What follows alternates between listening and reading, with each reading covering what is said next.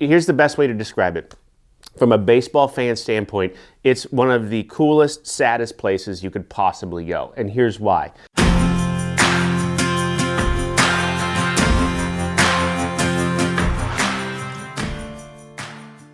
February is Black History Month, and in my head, I relate everything back to a couple different things: pop culture or baseball. And I wore my very best baseball attire today because one of my favorite places to visit when I'm in Kansas City is the Negro Baseball Museum.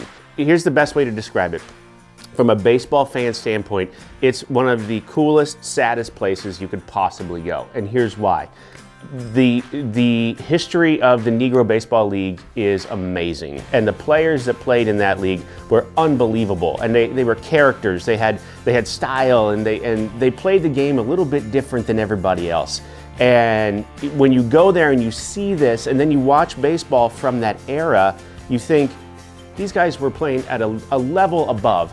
I honestly believe in my heart that if integration had happened before Jackie Robinson and we had seen players like Josh Gibson and Satchel Paige, if you had seen those guys playing against actual major leaguers at the time, the award for Best Pitcher of the Year wouldn't be called the Cy Young Award. It'd be called the Satchel Paige Award.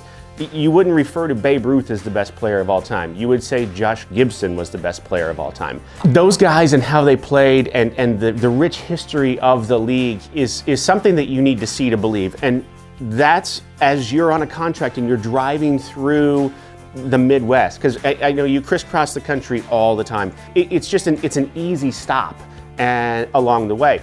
This is downtown Kansas City, Missouri. It's not a hard place to find.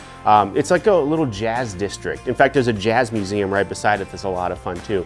But there's some amazing food, and just if you like history and you like baseball, as you're driving through the country, this is a place you definitely should stop. So if you are interested in going, all the information will be located here. I believe they are still open. In fact, as I Googled it this morning, I saw there's actually a Groupon for it too. So you could get a 2-for-1 or something like that. So you could go to celebrate Black History Month, but this is such an important piece of history, you could go at any time. I would suggest going any time and checking it out and seeing what it's all about.